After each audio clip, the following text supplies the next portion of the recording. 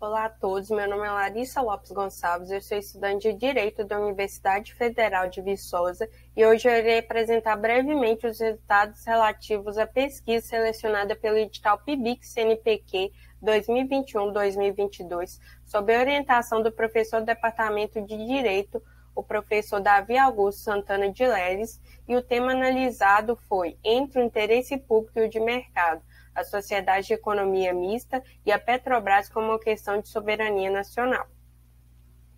A presente pesquisa buscou compreender o papel desempenhado pela Sociedade de Economia Mista diante do arranjo neoliberal. Assim, considerando que a Constituição de 1988 buscou implementar um programa econômico dirigente que materializasse de forma imediata os direitos e as garantias fundamentais, a presente pesquisa teve como principal objetivo a análise do latente conflito de interesse público e privado dentro da Sociedade de Economia Mista, com enfoque na Petrobras, tendo em vista a importância estratégica da empresa para a economia nacional. Dentre os objetivos específicos, destaque-se a compreensão dos termos teóricos e fundamentais do neoliberalismo e a análise do papel desempenhado pela Sociedade de Economia Mista, em especial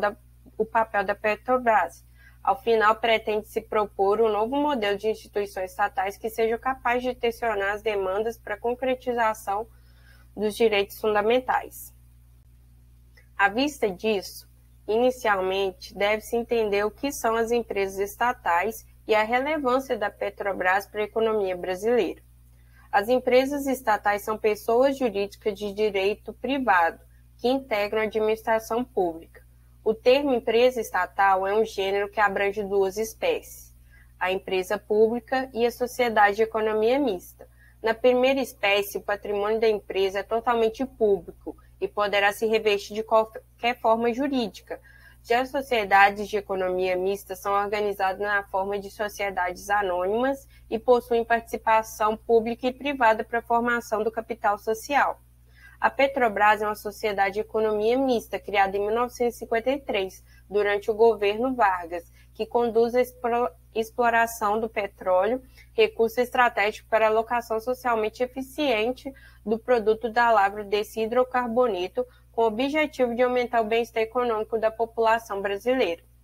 O controle do petróleo é uma questão de soberania estatal e emancipação econômica do país, em virtude de sua relevância para o setor energético global, fazendo necessária a construção de uma política econômica diversa da eficiência mercadológica, tornando o recurso não renovável em recurso renovável por meio da utilização do produto proveniente da lavra para diversificação do parque industrial, investimento em tecnologia e políticas sociais.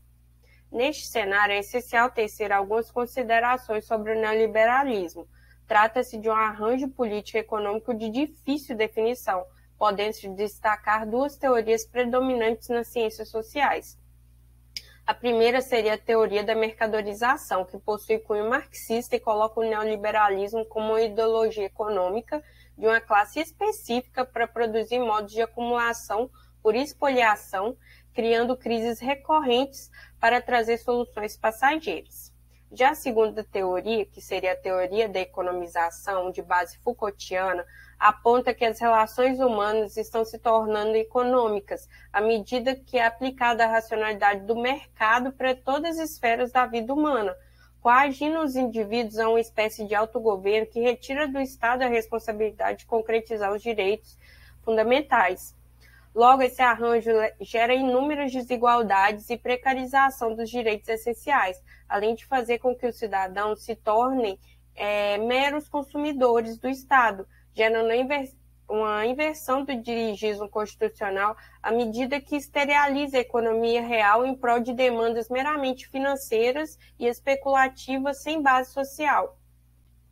Diante disso, o principal problema analisado pela pesquisa é se é sustentável o modelo híbrido da sociedade de economia mista, tendo em vista os dispositivos constitucionais e sua necessária concretização. Para trazer os efeitos do neoliberalismo sobre a Petrobras, deve-se ressaltar alguns marcos legais no ordenamento jurídico brasileiro. verifica-se que, embora as empresas estatais tenham sido recebidas enquanto instrumentos para a concretização dos direitos e garantias constitucionais, com o avanço dos ideais neoliberais, iniciou-se um processo de desmonte com a chamada reforma constitucional, implementada a partir de 1995, que justificou as mudanças devido à suposta incompatibilidade entre a estabilidade, o crescimento econômico e a efetivação dos dispositivos constitucionais. Dentre as emendas, cita-se a Emenda Constitucional 9 de 1995, que relativizou o monopólio da Petrobras na extração do petróleo, prevista nos incisos 1º a 4º do artigo 177 da Constituição. Dando continuidade às reformas, em 1997 foi aprovada a Lei 9.478, que possibilitou a incorporação de subsidiárias da Petrobras no Programa Nacional de Desestatização, que promovia a privatização de dentro para fora, conforme previsto no artigo 66. Além disso, o artigo 26 dessa legislação foi objeto de análise da ação direta de constitucionalidade 3.273-9, por atribuir aos concessionários a propriedade sobre o produto da lavra do petróleo, com base no artigo 176 da Constituição, que trabalha de forma abrangente os recursos energéticos, enquanto o artigo 177, que trata sobre o petróleo e o gás natural de forma específica,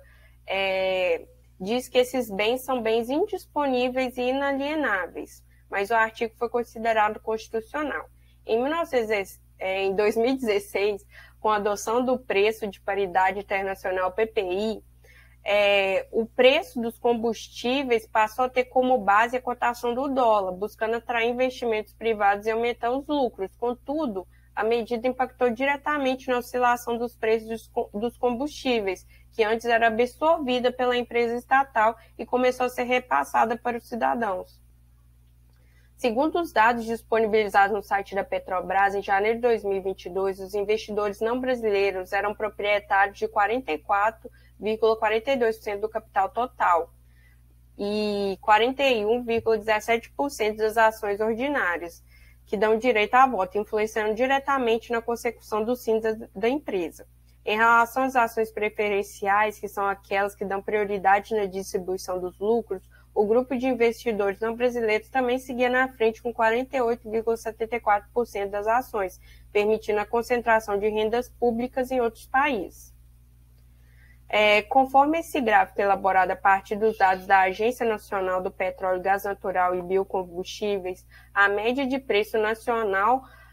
que foi repassada ao consumidor também aumentou com a mudança da política de preços entre 2016 a 2021, demonstrando um aumento expressivo da média do preço da gasolina e do diesel, que foi repassada para o consumidor final. Concluindo que o arranjo neoliberal, ele promove ações estatais que são direcionadas para a concretização das demandas dos donos do capital financeiro. Assim, ao final, buscou-se analisar a viabilidade constitucional de um novo modelo para a Petrobras. De acordo com Gilberto Bercovitch, que é professor de Direito Econômico da USP, a ampliação do controle de uma empresa estatal por meio da estatização ou qualquer outro nome é essencial para que possa ocorrer a reapropriação popular dessas empresas. Observa-se, portanto, que, embora a propriedade privada seja expressamente prevista no artigo 5º, inciso 22 da Constituição, não se trata de um direito absoluto, mas sim limitado à função social, como especifica o inciso 23 do mesmo artigo. Depreende-se, portanto, que a desapropriação é um instrumento jurídico capaz de promover a gestão estatal dos recursos petrolíferos, tornando a Petrobras uma empresa pública, que seria a primeira espécie de empresa estatal tratada, uma vez verificada que a participação privada impede a plena efetivação das garantias constitucionais e do desenvolvimento nacional, tolhendo a concretização da soberania econômica nacional e de sua independência tecnológica. Muito obrigada a todos.